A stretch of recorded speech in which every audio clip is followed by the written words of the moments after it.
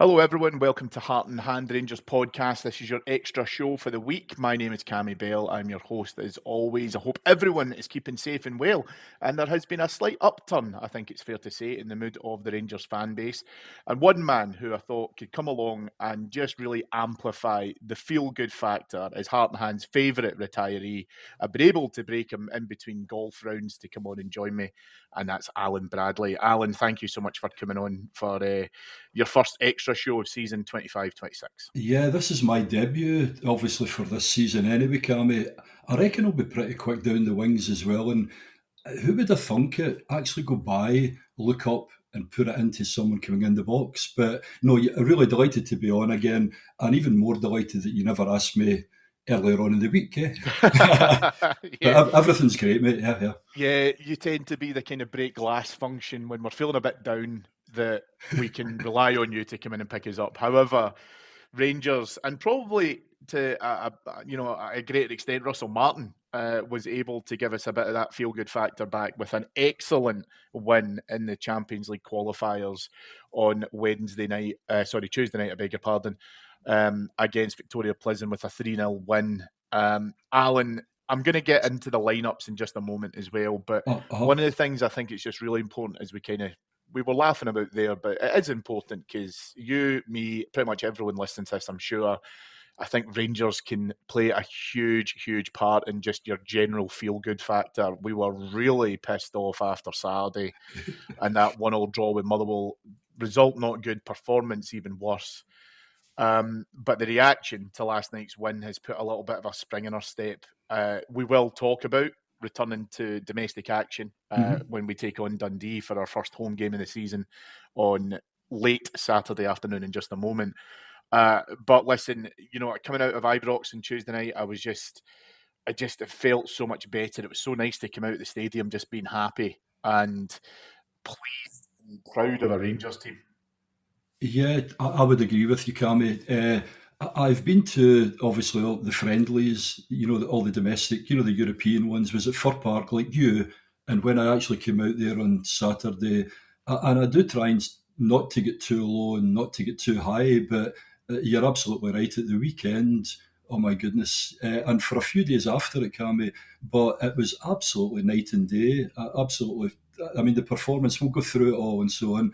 But we were even saying in the supporters bus going back, it's just amazing, isn't it, what potentially a couple of hours can do in terms of changing your whole life, your whole perspective, your whole mood. So, but no, absolutely delighted, Cammy. Hopefully now, obviously, being the old Rangers da, it's just a case of we need to really kind of keep this and build from it. But no, it was absolutely fantastic. Really enjoyed it. Yeah, so many positives. Yeah, absolutely. Russell Martin gave a pretty candid interview after Fir Park, and everyone was interested to see what changes would happen for Tuesday night, Alan. And he lined up with, it has to be said, some quite fundamental changes. We started with Jack Butland in goal, Max Aarons replacing James Tavernier at right back, Giga Suter and Jeffy coming in at left back, a midfield of Mohamed Diamande, Joe Rothwell and Lyle Cameron, and a front three of Oliver Antman making his debut for Rangers, having only just signed at the beginning of the week. Cyril Dessers came into the central berth and Gassama out on the left-hand side for his second start. I think a really bold move. Now, I had mentioned on our Patreon site in the roundtable on Monday morning, I would have been interested to see what would happen with this lineup and how he would explain it. Now, I don't want that to sound, self-entitled. The reason why I mention that is because I thought if he has to make changes because of what he felt he saw on Saturday afternoon, then he's going to have to justify that to some extent, not only on the pitch, but in the post matches afterwards, depending on what happens. I'll be honest with you. Hindsight's a wonderful thing, but a lot of the Rangers fans I spoke to on Tuesday were pleased with those changes in order to be able to try and freshen up. I didn't get a kind of sense of anyone saying, I've got a hearty dislike towards James Tavernier or Nico Raskin, therefore I want them to be dropped. No. So it was more about we're just not playing well. And we invited far too much pressure on ourselves at Motherwell. And so we have to be able to try and make changes. Obviously, as we're about to talk about, those changes did work. Mm-hmm. And I think the introduction of being able to get someone out on that right wing berth, which it feels like an ice age since we've been able to really feel excited about someone who can slot in there.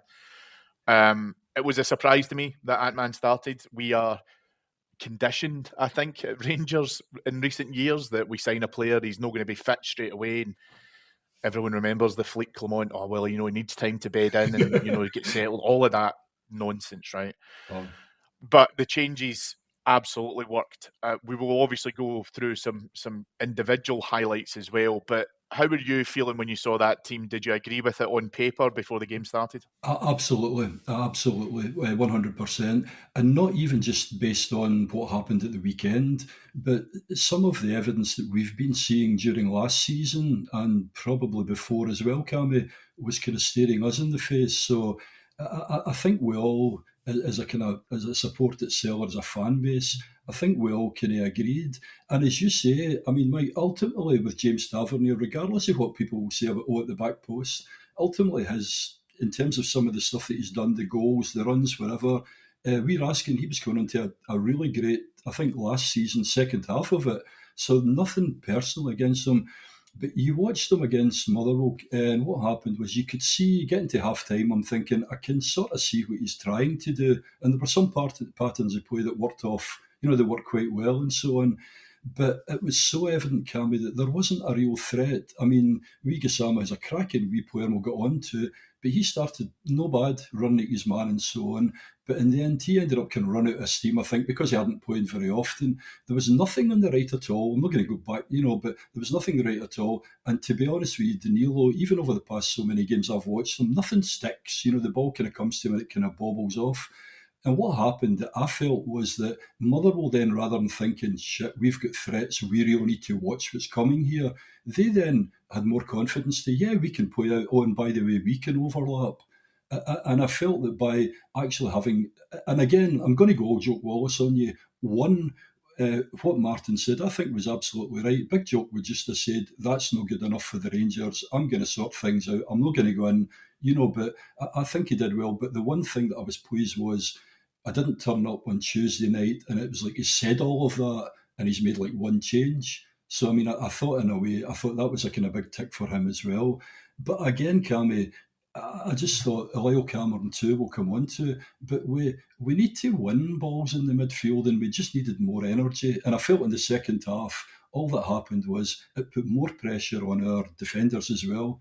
Oh, and by the way, don't play a right back at left back and so on. That was nonsense as well. But I felt sorry actually for like Suter and and the big lad Jiggo as well, because all that happened was our midfield. They were non-existent in terms of, and it just gave Motherwell free range. I thought the shape itself was so much better. And what happens is now our opposition are going, oh shit, we've got two flying machines there.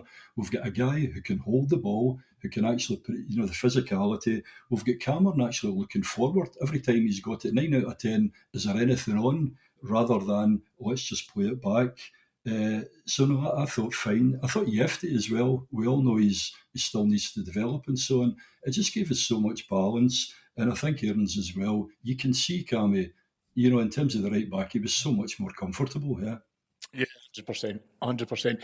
As I say, we'll touch on some of those individual performances because there's a lot of them. And on the whole, they're pretty positive. So, it's great to be able to talk about that rather than some of the criticism that we've put towards these players, not just how this season has begun, but obviously towards the tail end of last season. So one thing I do want to touch on, Alan, and I'm really keen to get your thoughts on this. You have followed Rangers, for a very, very long time.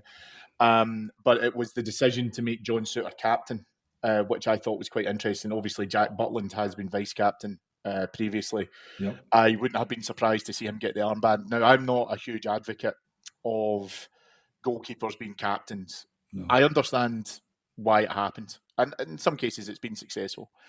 But the John Souttar one was interesting for me. I am a stalwart in the fact that some of the best Rangers captains I've ever seen have been our centre halves. Yeah. But there's an added context to John Souttar because, as we know, there's conversations happening about his contract. Fans, I don't think were mega pleased when, although we were aware of it. I think that he needed surgery after playing for Scotland. Could we have done that before? So I think a few fans have got some question marks over him. John Souttar, I think, can be pretty divisive for some people. He's an excellent siege defender, but then the other side of that conversation is, well, we don't want him to be a siege defender because we obviously want to implement, our own attack in the game rather than him having to defend at all quarters. But I'll be honest with you, I thought on Tuesday night he played really well. I thought he was composed. There's a relationship building between him and Giga, but I don't want to miss the fact that I think that was a big decision by the manager. He did talk about it in his post-match press conference that that was kind of discussed and what would happen. I think it is a big decision, but Souttar for me on Tuesday night, Alan, I thought he absolutely did really, really well. The armband didn't appear to be a weight to him, I think is fair to say, and I think he's given him a little bit kind of future emphasis. If this is going to be the way that Rangers are going to line up going forward, he's going to be wearing that armband more often than not.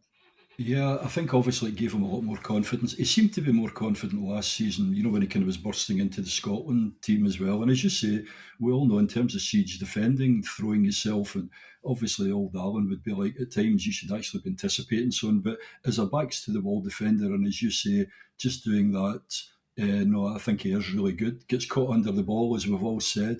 And I do feel sorry for him as well, actually playing left side, of a two as well. And you saw it yesterday early on when I think maybe we have to be kind of canuring back into it again, that at times he looked a wee bit exposed because, he's not got the same pace, as the other centre half. But no, overall, I thought it was right. And I think, it could be playing as well into the discussions around, signing on. Does he extend his contract? Has someone else come in for him? Well, hold on a wee minute. He's actually been captain of Rangers and so on. But I thought the big guy did well.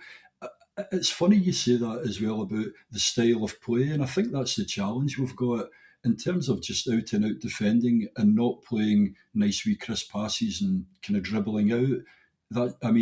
He's absolutely fine. He's not as great. I think we've said that with the ball at his feet, and sometimes he will. Okay, long one, but he will kind of give things away. And it kind of links into like Nico Raskin as well, because Nico Raskin buzzing about and I'll just go over here and I'll have a wee look here and I'll pull in. But again, that doesn't seem to fit into the system. And I think that's a kind of dilemma that we've got. We've got the head coach has got a system that he wants us to play. And at times, sometimes it doesn't go with people who automatically don't have that skill set. Hence, it's good when he signs people that he knows this is the way we're playing, and I know how this particular player will play, and that will be fine. And again, the likes of Big Souttar, as you know, that wouldn't be automatically where you would look for. I'm going to get a guy in there that's comfy. But ticking the box, I thought he did really well, gave him confidence anyway, and hopefully, if he does stay, he'll certainly be there or thereabouts. We may need another centre half. A lot of people have said we need a left-sided one. But again, Cammy, you can't just have two anyway. We actually need to have a couple of players in each position, so that people don't become complacent like they've been over the past few years. So we want even your wingers as well, who I would say at the moment, Gassama and, Antman as well, great. But we're wanting the likes of Mikey Moore as well and others. And then it means that everyone has to be at the top of the game. And even we're asking now, you can see now that he's like, whereas before he would be thinking, I'm an automatic pick, yeah. Yeah, and that probably lends into what the manager had said on Saturday. I'm going to call him the manager, Alan. I don't really. I know. How do you think I feel, Cammy? I know. But Russell Martin made that comment, and he said there's probably elements of this where there's a wee bit of ego kind of coming into it, and again, I think that lent into his decision to make the changes that he did as well. Jeffy, you mentioned, I thought did pretty well in there. I thought he's now given Russell Martin some consideration for options. We understand that obviously Ridvan Yilmaz is more than likely going out the door pretty soon. I don't think anyone's going to lose any sleep over that. And he seems to be removed from the picture. So I think that Jeffy on Tuesday night showing did pretty well. He did have a couple of slight issues dealing with Mehmet on the right-hand side, he's got pace the burn. But fortunately, we've got one of them now too as well on the right-hand side. We will talk about him shortly too. But JFD, I think, did as well as he could within that. He's come in from the cold a little bit. And I want to have that conversation probably about those kind of fullback positions and selections. JFD, I think, would probably be slightly annoyed. I think it's fair to say that he's seen a guy come in at right back who's now taken his position at left back. But I think from what we're seeing from Russell Martin is you have to accept that if you're not playing well, you're coming out of the team. Mm-hmm. So it's your responsibility to show me why you need to be selected in there. And I'm going to give not only Jeffy some credit here as well, but also Max Aarons. Now, Max Aarons, someone made a great point a few days ago where people are going to start to target Max Aarons for how well he's doing at left back. And they're going to blame him rather than the selection, the decision to put him at left back. Yeah. And we need to remember that. And I think that's a great insight, because Aarons, I think, on Tuesday night, I think he did well. I think, as you said, he looked far more comfortable, which, you know, is perfectly natural, given quite clearly, I think his left foot is for standing on. And there's a thing as well about Max Aarons where you have to think about the impact that he was going to have about coming in and replacing a tenured club captain. How commonplace is it in world football nowadays that you've got a captain who's been there for 10 years? It's just, barely a thing now in modern day football. But he's got to come in, look at being able to be the replacement, the succession plan for that captain coming out the side and finishing up his time at Rangers, and it's been a hell of a journey. So he's probably thinking to himself, Christ, I've got a lot on here, and there's a lot of focus on that player and that position that I've got to now make my own. And Aarons, I thought Tuesday night, as I say, looked far more comfortable. There's a wonderful ball that he plays for Ant-Man for the third goal, which, like I say, we'll break down in just a moment. But I thought, like you say, that back four just looked far more comfortable, and they weren't giving me what I was feeling at Fir Park, which was this fear of the manager's design of playing it out from the back, and we were passing the ball. We weren't offloading it or just simply trying to get rid of it. There was less scary moments, is probably the best way that I could put it, about being able to have those guys comfortably playing it to each other, crisp, concise passing, not under hit, over hit, not a wee stab just to get it away from an oncoming player. It just looked far more controlled. No, I think so. No, I would agree with that. On Saturday, it was so static. So they were like standing, as you say, there was a lot, I think a lot of more movement as well. I think it helps as well in terms of Aaron's obviously playing in the right, and then having someone kind of up that side as well to kind of go up and down as well. But no, you're right. And I think it's a strange one as well, because we could all see it. I think on Saturday too, it was just like walk, pass it, walk, oh, it goes back, don't put it back to the keeper, oh, it goes back. But that was totally different. At times, they didn't do that. I've always got to have two people, one at either side of me. Hold on, I'll wait till they're there before I do it. There was the odd time where they mixed it up as well, which I thought was quite good. And I think that helps. Obviously, having the pace up front as well, and more of a threat, or even launching it into Dessers to see what drops. So, no, you're right, but I take that point. As you say, he's going there. My goodness, everyone's talking about James Tavernier, the captain of Rangers. Everyone always talks, all the previous managers, about him, his attitude, and he's thinking, this is going to be tough. And then it's like, oh my God, they've put me at left back as well. I know I have played there. Geez, that's put more. And again, another thing too, that a lot of them are now learning very quickly. Oh, Rangers is a big club and the fans and so on. You need to win every week. Aye, you do. And if anybody walked out on Saturday night, I think a lot of them got that's what it really feels like. So in a way, I feel, here we go, I think actually the Motherwell draw shoot me down at the end, but I actually think getting that draw at the end, it escalated things, it moved things quicker. I think even for the manager himself, but I think also for the players as well, Cammy. If we had have held off, the wee guy next to me, Fuwishy, said there's 3 minutes to go, should be okay, and they scored at Motherwell. If we had have gone out there, we'd all went, God, that was a bit shite and we're still looking really vulnerable. Hey, but that's us. We've got our 3 points and we move on. I think this has actually forced him to Cammy, and I think it's also a real kick up the backside to the players. They really know, this is what it's all about at Rangers. So there you are. I'm trying to turn a big negative into a positive. Hopefully that's what it'll do. Yeah. But the point's valid because, as you literally just mentioned there, I think everyone was saying that after Panathinaikos. I think everyone was saying, the performance wasn't great, but we've got through it. So Motherwell, we didn't get out of it. And do you know what, Alan? If you and I are on this show in May next year, and we're saying we've won the league, and Motherwell was almost the learning for these players to say, yeah, you can play not great in Europe and to a certain extent get away with it, but domestically you learn the lesson of saying that you can't have subpar performances that mean that we drop points. However, we've still won the league.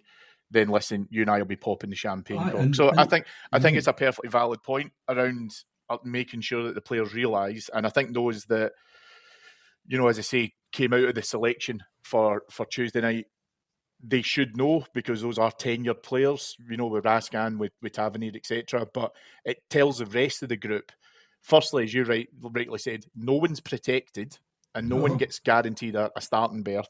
But also, you need to realise to these fans what the real bread and butter is here. And it's always going to be the league. Europe's lovely, but it's the league that obviously matters to us. Absolutely, because we've had 6 years or 5 years of all this good European stuff, but it's the bread and butter. And let's go 1960s, let's go 1970s.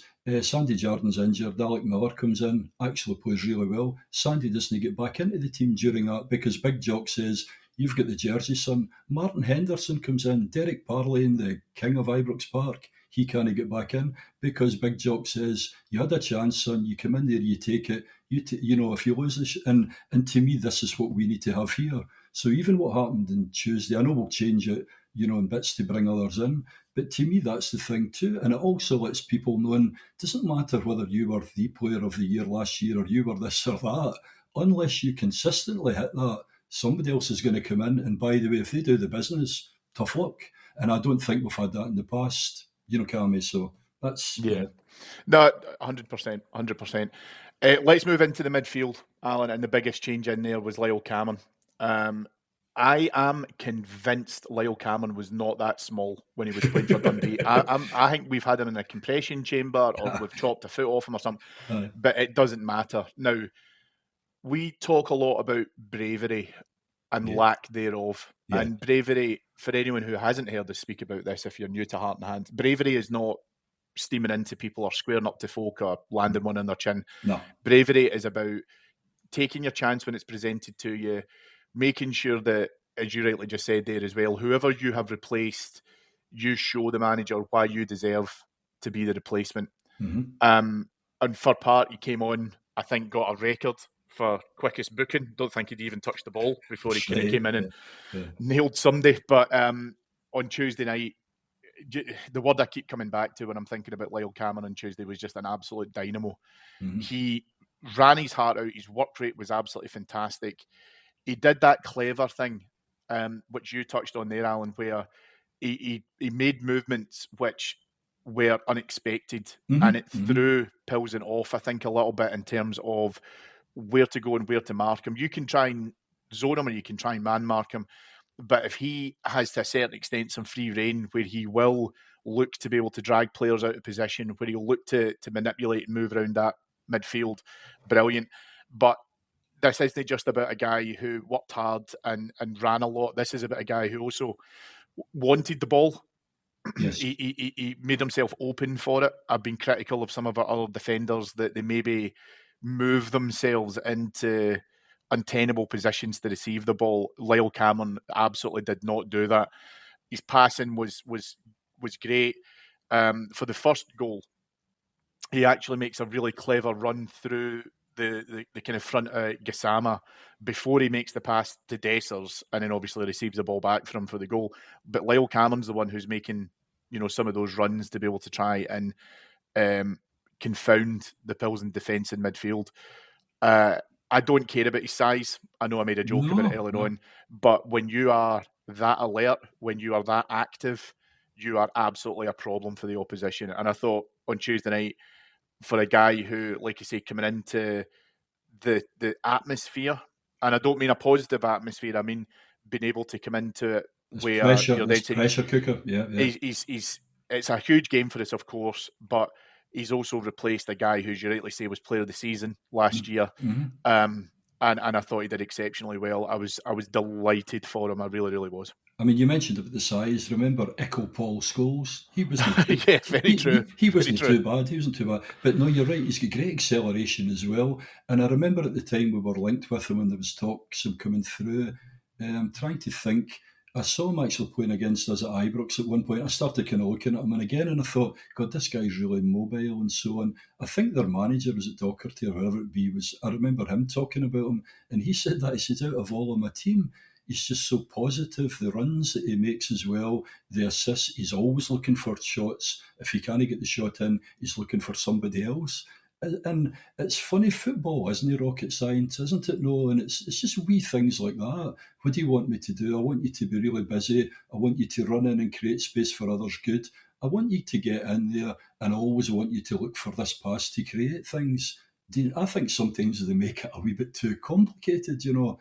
But I know it's early doors. I think, did he come on one of the friendlies as well? But I've seen him a couple of wee glances of him, and I think the wee guy, he does. I think he looks a cracking player. And again, playing against Rangers now, you're going, right, we're at the back, Cammy, because you're probably quicker than me, but I'm probably in the middle as well. We've now suddenly got we've got a bit of pace now as well. God, Rangers have got this explosive pace. But then when you look at the midfield too, you've got the likes of him coming in as well. I didn't think Diamandi had a kind of great game, you know, as well, but I thought Cameron was brilliant. But we just look more formidable now. And again, the bottom line though, Cammy, is it's only one game, isn't it? You know, but night and day, I think, just sums it up. Yeah, absolutely. And again, he lays a marker down now for Raskan to be able to then say, right, this is what you need to do, and it's on Nico Raskan to be able to do that. And you know, he's going to have a think now. He's obviously playing for Belgium's huge for him, but if he can't get into a Rangers team, then his international career gets put into question for that. Then he has to work hard and he has to apply him. And Lyle Cameron has effectively, you know, he's put the gauntlet down for him as well. Let's move on to the front three, Alan, because, you know, I think we're going to spend a good bit of time talking about this. Let's talk about CD9. Cyril Dessers comes back into the lineup. Yep. The manager, again, referring back to Fir Park, spoke about his attitude, spoke about his professionalism, spoke about he had a couple of niggles which were impacting his pre-season. The thing that I took away a lot from Tuesday night from Cyril Dessers was the question mark that we've had over his hold-up play. I thought was so much better. He does a really, really smart thing, which he hasn't been doing, I think, previously, where when he's got a centre half at his back and he's doing what he can to try and get away from him, he forces the centre half into being able to pull him down. Yes, yeah. He still got the ball away. We still created an opportunity, but the referee rightly came back and booked Markovic for the foul. But that wasn't the only thing. I think, as I say, being able just to be that option, being able to try and look for it. If you watch the Gassama first goal back again, Cyril Dessers is absolutely screaming for the ball for him to be able to square it, and I'm very confident he would have put it away. But he's in that box, he's in that position, he's in that space to be able to get it. I'm going to be perfectly honest with you. I think that, you know, you would be very hard pushed, even if you were not the biggest fan of Cyril Dessers, to have any criticism over him on Tuesday night in terms of his overall performance. And it does speak to the manager's comments about his attitude and his professionalism. There are plenty of other players who we have seen that when a move away from Ibrox is very, very possible, they've maybe dropped the work rate a wee bit. They've maybe said, look, I'll do a wee bit here, but listen, if I've got a move that's coming up, I'm not putting myself out there. I'm not risking anything. Cyril Dessers is the absolute opposite of that on Tuesday night. And I think that, like you say, very, very tough to criticise even for the most anti-Cyril Dessers supporter. Yeah, and I've never been an anti. I've been the guy's attitude. I think guy's attitude has always been great. He does knock his pan and he tries. It's like, oh my goodness, you need to do 3 twists and turns and you're clean. We all know all of that, but he gives us so much more. As I say, and I don't want to be a downer too much in Danilo, but total opposite. The ball comes into him, as you say. He's got that physicality about him. He'll score. I think it was Big Del for the Railway Bears. We were talking before the game, and he says, "Don't shoot me down now." He says, "But I think with those two wingers, potentially Dessers, I think Dessers, if he got X number of goals last season, he might actually be able to run up. He's going to get even more. And I don't even, to be honest with you, I don't even care if he does the link up stuff well. And then the two of them, Gassama ends up going up with 15, 16 goals or whatever. It doesn't really matter. But there is a chance now. That potentially it could help. Again, he's a handful to play against. I think we all know that. But it's his mentality. Even all the time when he was getting all the abuse and so on, that was the one thing that got me. My God, he just kept trying. He didn't, kind of go in the huff, go into a shell and so on. So regardless of what everyone thinks of him, ultimately, as you say, and the manager said it, just so professional, and he put his big boy pants on, didn't he? And didn't he go in the huff, and and it would be great, Cammy, if he reaps his rewards, and we do okay, Yeah. But no, I was delighted when we picked him, rather than Danilo. I just didn't think it was working for the wee man anyway. So I thought it was great with the manager, and all credit to Dessers as well.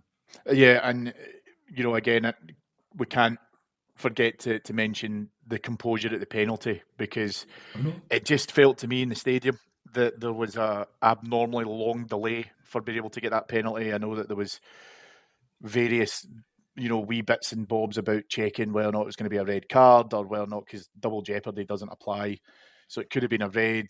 I'm going to be honest, just on the penalty itself, I thought it's one of those ones, if I'm being completely impartial, if that had been given against me, I'd have been quite upset. But Ant-Man, he makes a fantastic run into the box, and he makes the defender have to play him because he's about to get the shot away. That's right, there was a kind of push on the back, but you're right. And to give the referees credit, because I actually thought the referee got worse as the game went on, because there was quite a few of the pills and fouls that I would have liked to have seen a card being produced for the kind of last 20 minutes of the game. But the referee was absolutely in a great space to be able to make that decision. So I was quite confident that whatever the delay was not because of the actual penalty decision, because the referee, he spotted it right away and pointed. He was down. 10 yards away, I think. Yes. That's that. But coming back to Cyril Dessers, the penalty against a 6'9" goalkeeper, he absolutely lashed it home and absolutely deserved all the plaudits. Absolutely. But as a qualified referee, and here's the old guy again, whatever happened to ungentlemanly conduct? Because I'm not kidding, when I was young, it's a while ago, but say the 70s, see all this goalkeeper banging the bar up and down and what they all do. It's just, and coming over and standing in front of them. I take it those rules just no longer apply now, Cammy. Nah, it's all just mind games and trying to do it like, they used to see goalkeepers a few years ago where they would stand in the penalty spot and try and see if they could dig their studs into it and all that. Listen, it's all just gamesmanship. I think it doesn't really stretch into the line of ungentlemanly or unsporting behaviour. But so basically the world's ruined in Alan's house. Yeah, exactly. Okay. Right, let's get on to the wingers. So let's talk about the Gassama first of all. The first goal for Rangers on Tuesday night. A brilliant piece of play. Gassama's got two men in front of him, squares the ball across to Dessers. Mm-hmm. Dessers does a lovely wee poke as Gassama rightly uses acceleration to burst into a bit of space. Now, I actually thought that he might have hit that first time, but the angle wasn't great. Uh-huh. But to show his quality, Alan, he actually takes 2 touches once he receives the ball back from Dessers to improve the angle. And as I say, slots it by the goalkeeper. This guy has got the makings of being something really, really special. And we mentioned already domestic, opponents. Yeah. I can guarantee you, opposition managers are looking at him going, this guy is going to be a real threat for us when we give him space and license to be able to play in. He's definitely going to have to be a target that they're going to have to take care of. But right now, he's absolutely on fire. I mean, he's so much better than, but the actual goal itself was like DeMarcus Beasley. I just thought the way, just this wee guy goes in, he's got great balance and so a nice touch. and puts it away. Here we are, for the record, we're watching the game last week, aren't we, over in Athens. I'm sitting at home, and at one point they scored, didn't they? Disaster. Alan goes to the loo, fed up, shouts to Margaret, I'm just going to the toilet just now. They want to put that Gassama on or whatever. For God, there's nothing up there. Alan comes back through the loo, Margaret's going, they've just scored. Who scored? That guy who said it. So, I mean, Russell Martin, I don't know what you've got in my house anyway, but just you keep listening to it, pal. Yeah, and we saw it. You mentioned class, obviously. Well, you mentioned that goal across in Athens. A fantastic hit, a tough one on the kind of hip height twist, and he hits it off the inside of the post. Tuesday night, the ball's at his feet. He's able to create the space and as I say, improve the angle and put it away. He didn't panic either, Cammy. He didn't. That's exactly what I was going to say. Great composure to be able to design that and get it finished. And his header for the third goal gets into a spare bit of space. We need to talk about Ant-Man in just a second, which we will, because we need to talk about how brilliant that cross was in for him. But again, not one of these players that's only got a right foot and can't do much else with it. The header was brilliantly positioned. Keeper was near his front post to be able to try and deal with the cross and what he could do, but it was too far away from Gassama. Just jumps up, gets a great connection on it.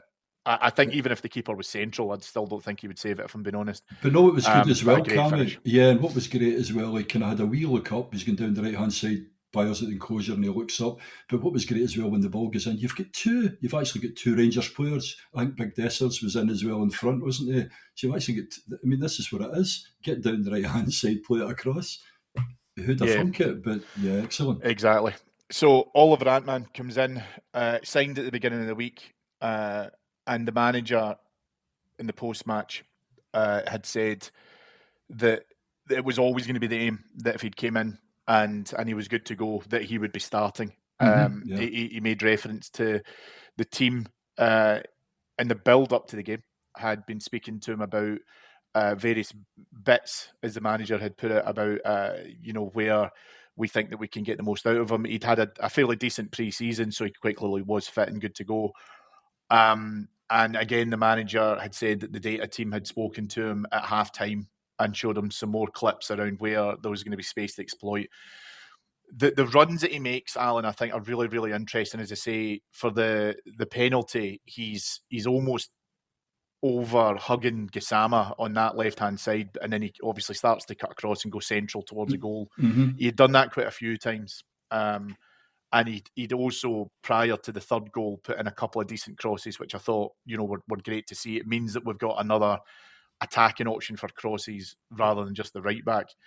But the cross for the third goal was sublime. Sublime it was, yeah. But what's really interesting is, I don't know, maybe it's just my interpretation of it from the very little I've seen of him, because I didn't watch any of the, pre-signing stuff in YouTube videos and all that, because everyone can look great in them. He looks like, it takes him a wee yard or two to get his stride on. But see, once he's at full pelt, my God, he can move. He is absolutely rapid. It's like a Jonathan Johansson type of, Yeah, absolutely, yeah.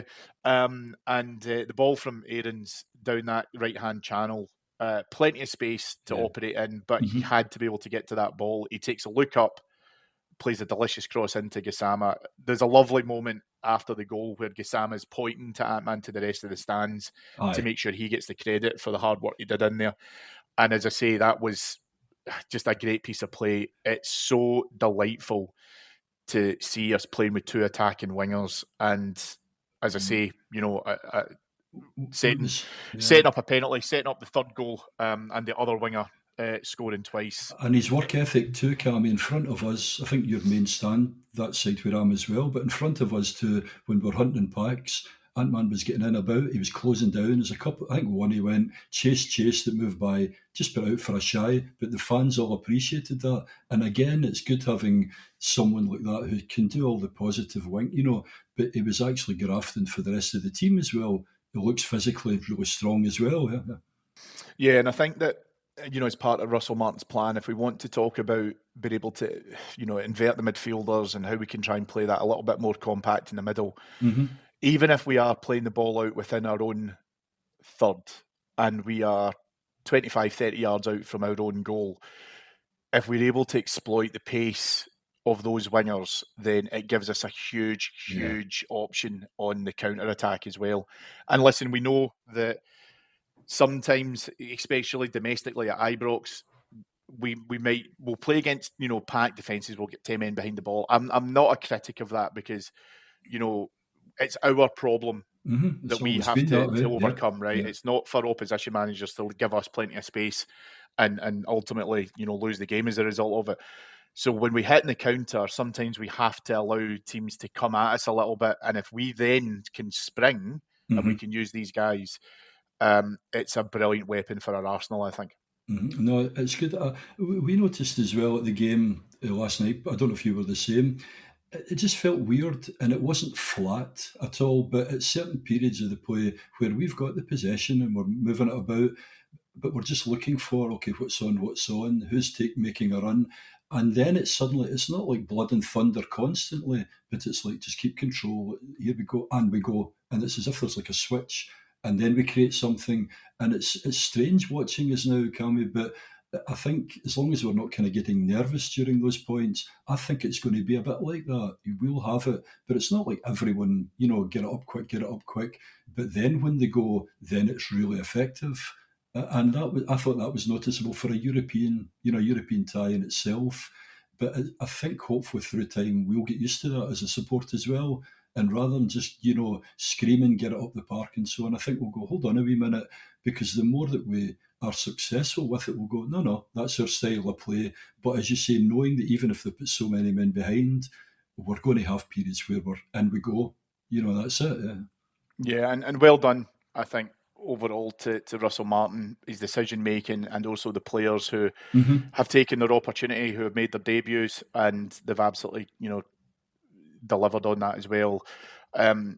I can get nervous about these things, Alan. I was nervous across in Greece, obviously, when we conceded that goal just before the hour mark. But as thanks to Margaret's coaching, we were able to get straight back into the game. But now I'm very confident when we go across to the Czech Republic next week.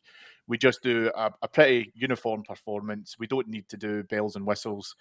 We've put ourselves in an incredibly comfortable position to progress to the next round. And if we try and nick one, and that's it. The good thing, Cammy, I don't know, is it maybe another 5 million financially for this one? And then if we can get through to the next one, we've got we've got our European football at the end of the year, but then it would really give us a right good hit, wouldn't it? Some more significant funds. Yeah.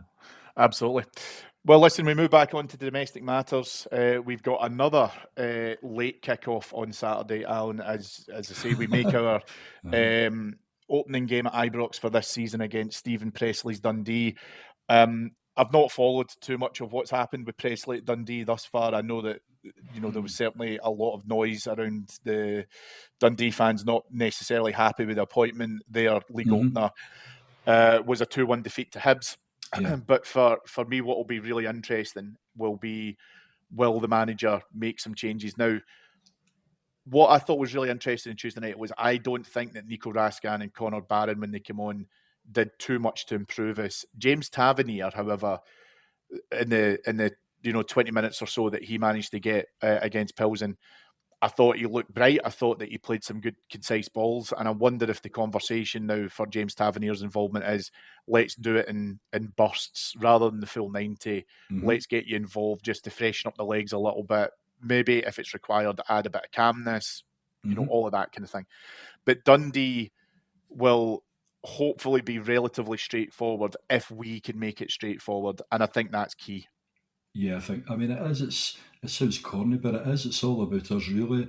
And the key is just we're going to get chances. And if we can be clinical and take a couple of those chances, really, that's it, isn't it? It's really kind of nothing fancy. I wouldn't want them to change far too much, Cammy.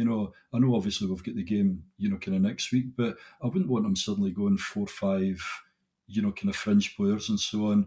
I would rather that we go out pretty strongly as well in this one, and then depending how the game evolves and so on, if we do get ahead a bit, then you can maybe do. But no, to me, I'm a bit for continuity, especially if you're talking about we want to have certain patterns of play and wee combinations around the park.